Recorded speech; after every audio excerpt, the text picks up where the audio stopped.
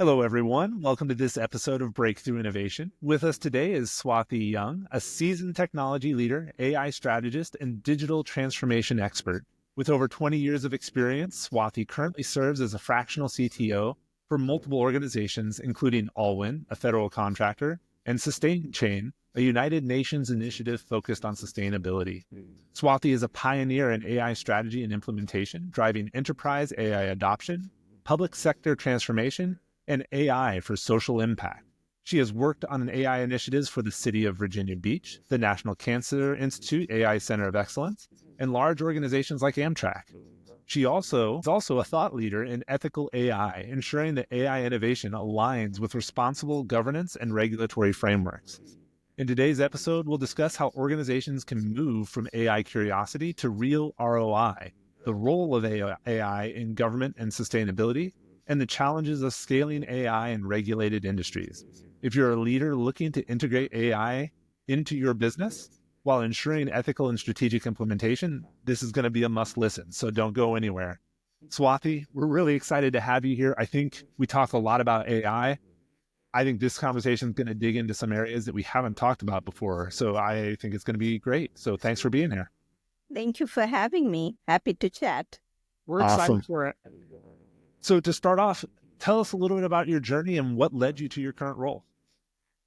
Awesome. I think a lot of people don't know this, but back in the day, this was 20 years ago, I was heads down in a small cubicle in India writing software code. And it was my curiosity that led me to where I am currently. So when I was writing software code for a small company called Oracle, I was very curious about I'm writing code, and this was specifically in the ERP days. I was writing code about procurement systems and a purchase order. And coming right off the gate as an engineering student, I had no idea what a purchase order was. So I had all these questions to my boss as to, I want to know what a purchase order is. How is the code I'm writing? How it is used? Who are the users using?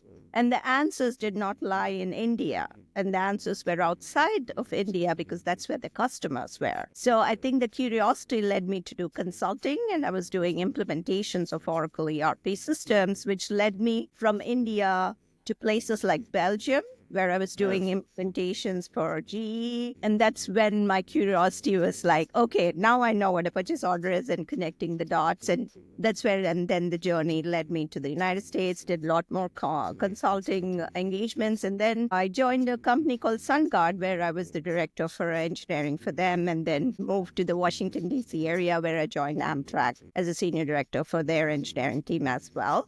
And the last 10 years, I think, as any technologist worth their salt, I was very curious about this thing called AI. I've been dealing with data all my life, and I was like, how can I learn machine learning and help organizations actually utilize that? So just scratching my curiosity itch led me into actual implementing AI for organizations as far back as like 10 years, right? So use cases in the healthcare sector, some fintech startup sector, as well as transportation sector. And since I'm in the DC area, you can't avoid public sector. And Right. I think pre-COVID onwards, I led some voluntary initiatives for the US government and was instrumental in authoring some playbooks of how to implement AI. And this was, we are talking 2018, 2019, and 2020, I actually co-authored the ethical AI framework for the US government. So been involved in AI long before it became a buzzword. And I'm so grateful that today I have the opportunity to start working on implementing generative AI for large organizations that consumers may or may not be aware of.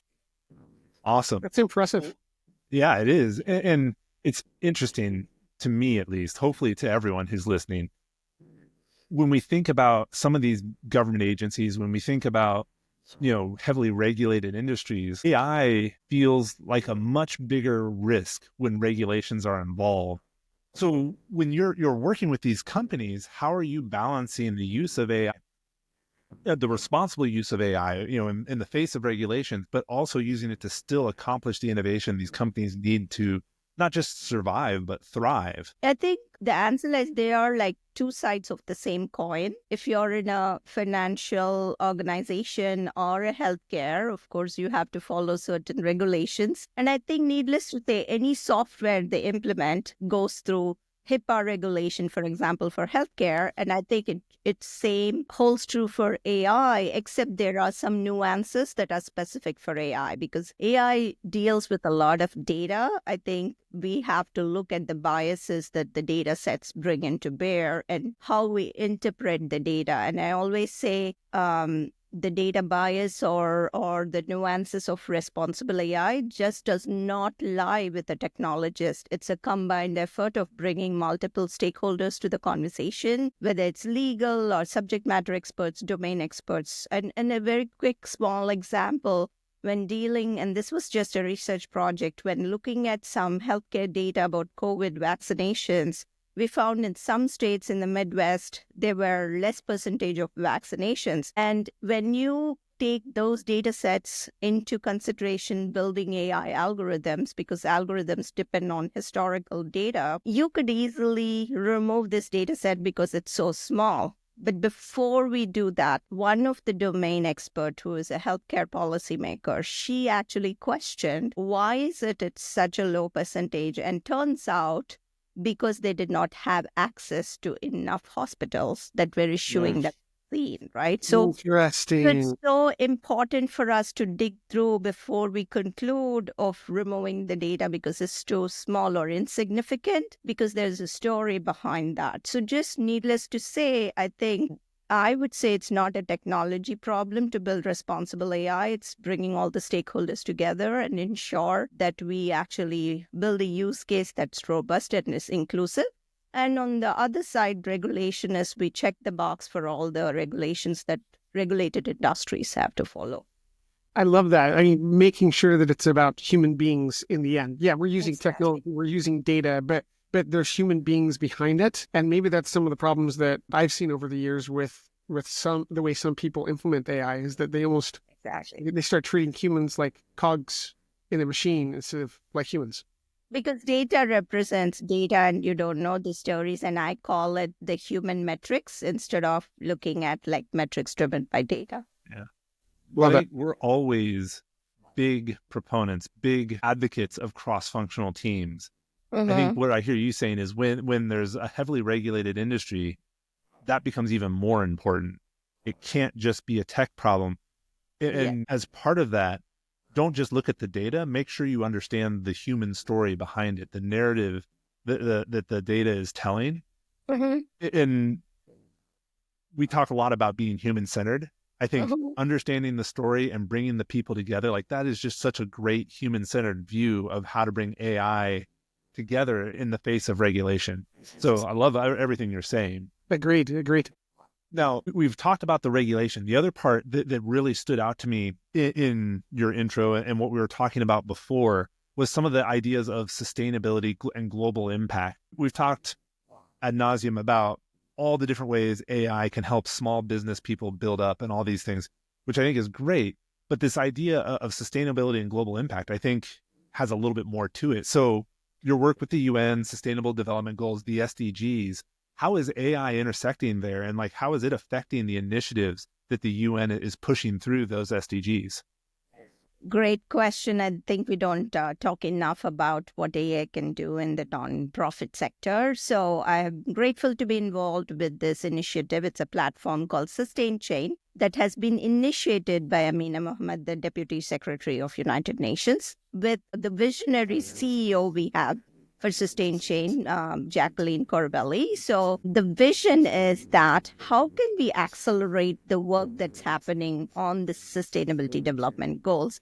And we're not talking about large organizations publishing metrics about SDGs, right? This is about innovators who have actual solutions about carbon sequestration, actual solutions around regenerative agriculture. So I think with the vision that our CEO had for SustainChain is that, and has actually, is that it uses AI actually to accelerate work that is being done on sustainability, because we all know it's way behind, what has to be done.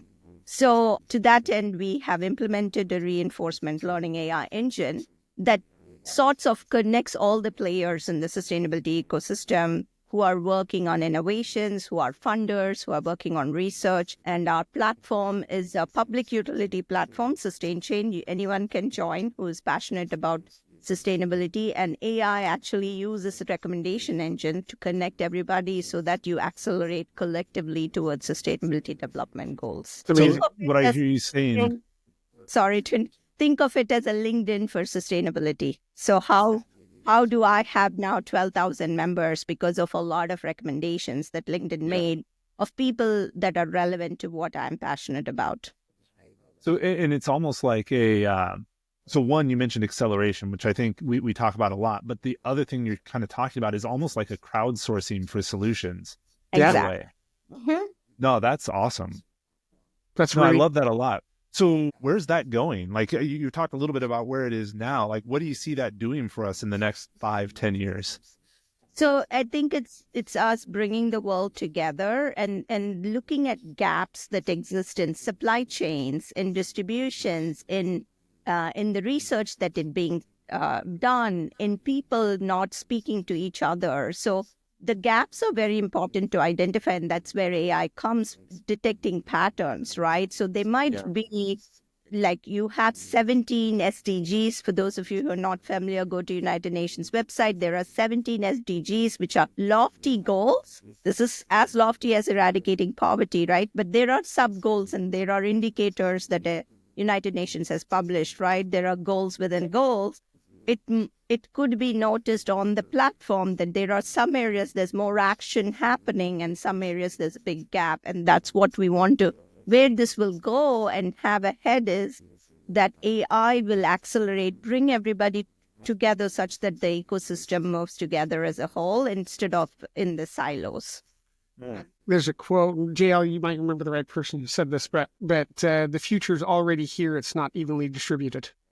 So yes, describing is that we have tons of these solutions. Have the solutions been brought into the industries? And you might find somebody in an industry that's like, there are no solutions, and somewhere else it's just the standard. Exactly. Like they're all using that. Yeah. And AI is so good at detecting patterns. So we should be utilizing that. So that's what we're doing. And every year we improve our AI and so on. Well, and that kind of leads really well into the next topic, that idea of like, how do we, this may not be the best way to say it, but like that idea of how we distribute the solutions to some extent. You talked about how AI is transforming how governments serve their citizens. So knowing that, solutions are here, they're just not evenly distributed.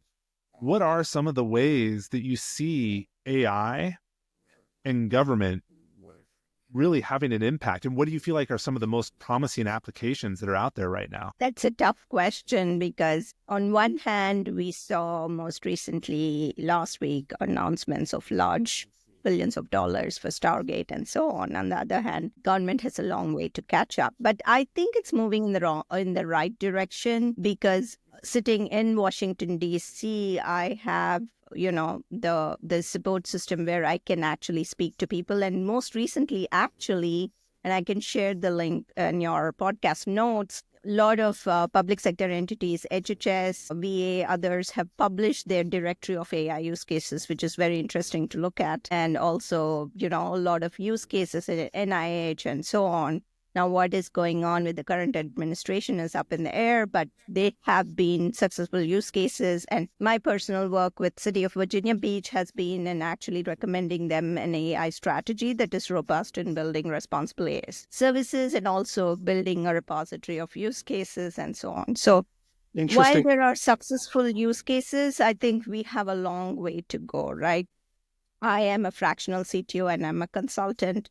So I obviously have a registered LLC, and if I were to do my taxes, I have this tax person, and I don't even know what I can avail as an LLC. I've asked ChatGPT, and obviously it's not the right answer, right? So I think for common citizen, there's so much way to, instead of me paying $400 to $600 for a tax consultant, I would expect IRS to implement a solution that's self-service and, we know what are some of the things, tax benefits we can avail, right? And countries like Estonia have done that. So we can take, learnings from there. But it's a long way to go, because one of the things I like to say about AI or any technology solution and digital transformation is technology is only one part of it. We are speaking of artificial general intelligence and super intelligence, whereas I can't even make a phone call to my healthcare insurance without being on hold for 20 minutes, right? And that's the reality. The reality is, while as a technologist, I'm super excited about this AGI, as a citizen, I'm like, hey, this technology exists today where you can remove the pain points from citizens, and that's not being done. Yeah. And it's funny, we talked about how the solutions are out there. They're just not evenly distributed. And as Americans, we tend to think we have the solutions. The reality is, though, there are plenty of other people who have solutions that haven't been evenly distributed to us just yet. So we've got a lot to learn, and I think that's good to call out. So we're headed into the wrap-up, Swathi. If there's one thing you want to leave listeners with today, whether it's AI strategy implementation, what's the takeaway you think they should have?